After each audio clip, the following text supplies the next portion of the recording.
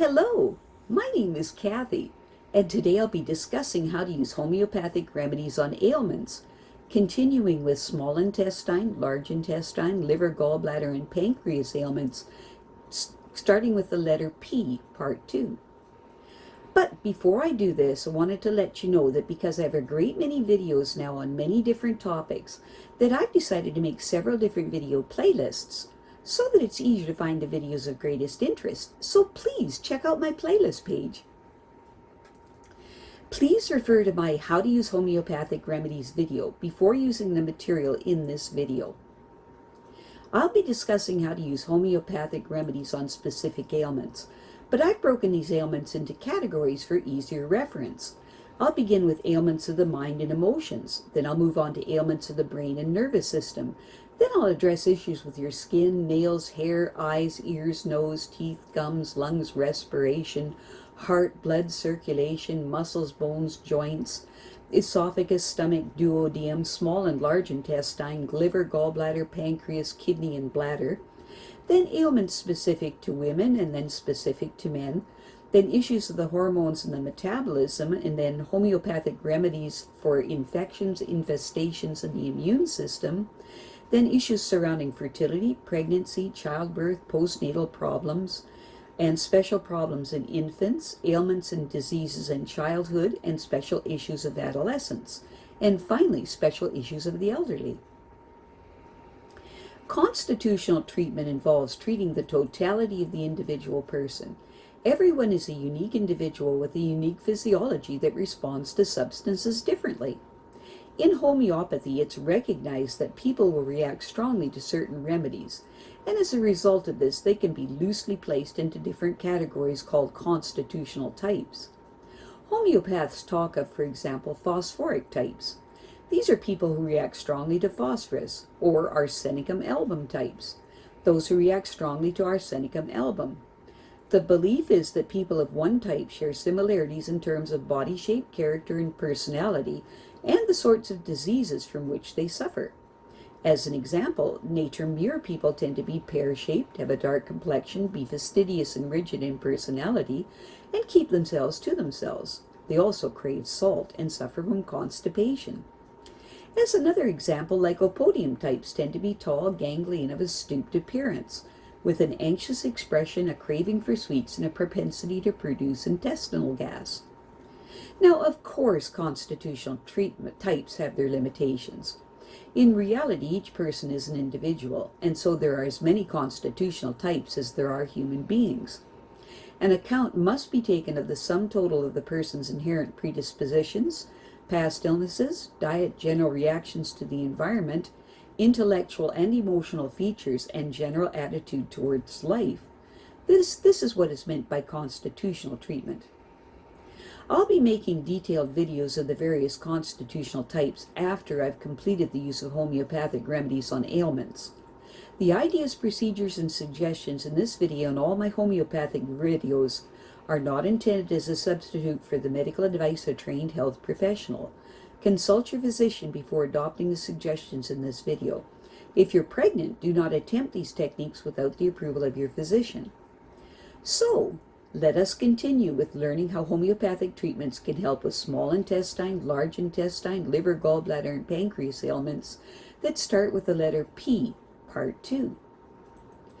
From the stomach, food enters the duodenum and small intestine. The food is then squeezed into the cesium through a small valve, then passes into the ascending, transverse, and descending parts of the colon, or large intestine, and finally to the rectum and anus. The total distance between the stomach and the anus is about 26 feet. The whole journey takes 18 to 30 hours from the time the food leaves the stomach. The liver and pancreas empty their digestive secretions into the duodenum through a common duct, the bile duct. Bile produced by the liver emulsifies fats, and enzymes produced by the pancreas get to work on proteins, starch, and fats and sugars. The liver does many things besides aiding digestion. It stores glycogen, a compact form of glucose, and also vitamins A, B, D, E, and K. It removes toxins, for example, alcohol, from circulation. It manufactures blood proteins and blood clotting agents. It synthesizes cholesterol, a vital component of all cell membranes and the precursor of many hormones. It converts saturated fats to unsaturated fats when the body is obliged to use fat rather than glucose for energy. It breaks down and recycles the iron-rich oxygen-carrying pigment hemoglobin. It dismantles excess amino acids and excretes their nitrogen-containing components into the blood as urea. Urea is one of the constituents of urine. It also produces a great amount of heat because of all the chemical reactions going on inside of it. The pancreas is a gland about 6 inches long, lying beneath and behind the stomach. It produces large amounts of sodium bicarbonate as well as digestive enzymes. Sodium bicarbonate is alkaline and therefore neutralizes the hydrochloric acid production by the stomach. It also produces two important hormones, insulin and glucagon, which control sugar uptake by every cell in the body. The gallbladder has no secretory function. It merely stores and concentrates bile sent to it by the liver and empties it into the duodenum in response to a hormone that is secreted whenever fatty food leaves the stomach. The small intestine has two functions: to complete the food breakdown process and to absorb nutrients into the bloodstream. Although it is only 21 feet long, it has its total absorptive area of about 200 square feet. This is because of the inner walls are lined with millions of finger-like projections called villi, each containing blood capillaries and tiny tributaries of the lymphatic system called lacteals. Amino acids, glucose, small fat droplets, vitamins, and minerals pass into the capillaries and larger fat droplets into the lacteals. Whatever remains unabsorbed by the small intestine, about 5% of fats, 10% of amino acids, fiber, some vitamins, bacteria, intestinal secretions, salts, water, all pass into the colon, where it's gradually compacted into semi-solid feces. The bacterial population of the colon manufacture vitamins K, B12, B1, and B5, and certain amino acids. These are absorbed by the walls of the colon, together with salts, vitamin, and other valuable substances. Transit time through the colon depends mainly on the amount of roughage in the diet. Too little roughage causes constipation and related ailments such as hemorrhoids and diverticulitis. Piles. Piles are swollen or strangulated veins in the lower rectum and around the anus. Straining to pass feces, usually as a result of constipation, raises pressure in the veins, causing them to bulge and protrude into the anal canal or through the anal opening. As stools are passed, there may be pain and bleeding, occasionally blood inside of hemorrhoids, clots.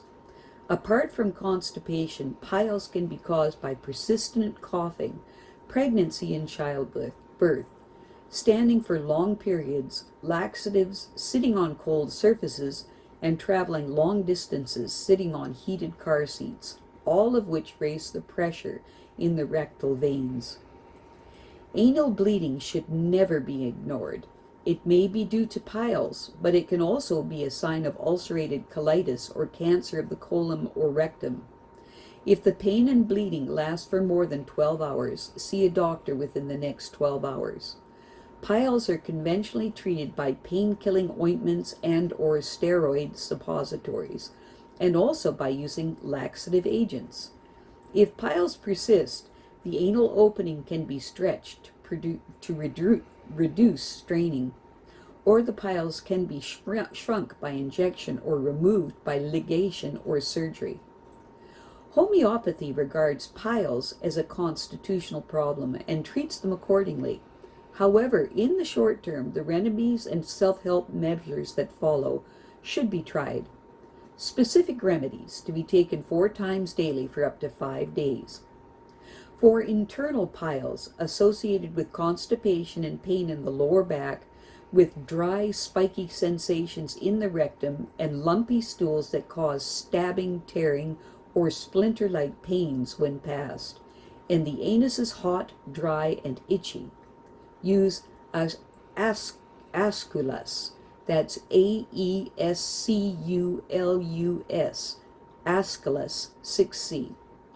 For piles that protrude like a small cluster of grapes with frequent bleeding that is reduced by cold applications and a burning sensation in the rectum and anus with splattery diarrhea and the stool feels like wind and vice versa, use Aloe 6C.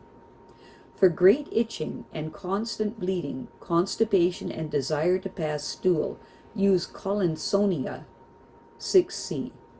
For bleeding and the anus feels sore and bruised, use Hamamelis 6C. For burning cutting pains before, during, and after passing stool, with the presence of an anal fissure, use Nitric Acid 6C. If the person is sedentary and has frequent urge to pass stool but never feels that the bowels empty properly, and wakes very early and then falls into a heavy sleep just as it is time to get up, and feels chilly and irritable, and has large piles that burn and sting, use Nux 6C. For painful piles that bleed easily and cause more discomfort when lying down, and the person is not at all thirsty, use Pulsatilla 6C. If the piles do not bleed but are aggravated by warmth, and the skin around the anus is red and sore, use Sulfur 6C. If the piles are extremely painful, with the pain worse when lying down or during menstruation, use Ammonium carb 6C. For protruding piles with a burning sensation, use Capsicum 6C. For piles that feel sore and there is an inability to strain to pass stool, use Causticum 6C. Self-help. Avoid tea, coffee, milk, eggs, gelatin, jellies, white bread, arrowroot, tapioca, seminola, things of this nature. Increase the amount of exercise you take. Try to open the bowels regularly and avoid overstuffed or heated seats. For external piles, peony ointment can be applied. For internal piles, peony suppositories or gauze soaked in Hamamelis solution, which is 5 drops of mother tincture to a small cup of boiled cooled water, can offer relief. Gently push gauze or suppository into the rectum and leave in place overnight. Hamamelis solution can also be applied externally. For piles that are thrombosed or strangulated and protrude through the anus as small blood-filled pouches, raise the foot of the bed, lie down, and apply an ice pack or a Hamamelis compress to the anal opening. Do not try to push the pouches back inside. Warm salt water baths may also give relief. Alternatively, you can use a potato poultice, which is a layer of hot mashed potatoes between 2 layers of muslin, and sit on it as soon as the heat is bearable. This encourages the piles to shrink back in. Aconite 6C, taken every half hour for up to 10 doses, would also be beneficial.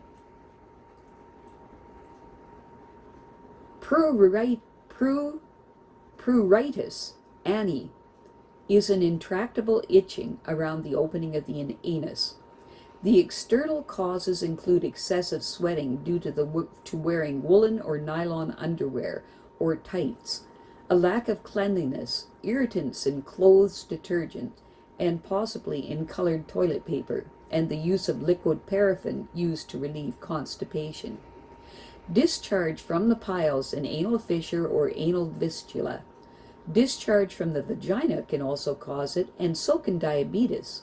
In some cases, itching may have a psychological component.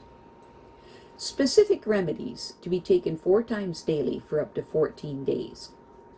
For itchiness of the vulva or scrotum that seems to get worse in company, use Ambra 6C. For violent itching and a crawling sensation around the anus made worse by warmth, use Ignatia 6C. If the itching is worse when walking outdoors or after passing stool, use Nitric Acid 6C. If the itching feels like lots of pinpricks and there is a burning sensation in the anus, and the stools are soft but passed with difficulty, use Alumina 6C. For itching due to threadworms with continuous irritation, especially upon going to bed, with restlessness and a crawling sensation in the rectum after passing stool, use Teucrium 6C. Where the sufferer is a child who has unreasonable hatreds toward people, with the itching worse at night and grinding of teeth in sleep, use Cina 6C.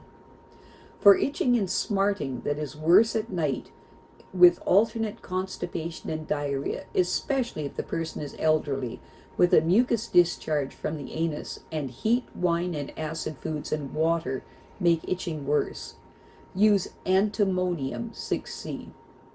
If the anus is red and sore, with burning diarrhea that is worse in the morning, use Sulfur 6C.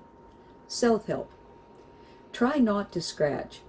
This only damages the skin and makes it easier for particles of feces to cause further irritation, and wear cotton underwear. Do not use toilet paper.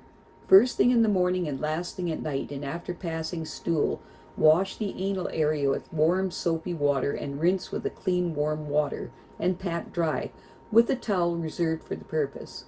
Then rinse your hands and apply Hamamelis ointment. I have a great many videos now on many different topics, so I've decided to make several different video playlists so that it's easier to find the videos of greatest interest. So please check out my playlist page. Well, that's it for now. To stay up to date with my latest videos, make sure to subscribe to this free YouTube channel by clicking the red subscribe button right below this video. Take care.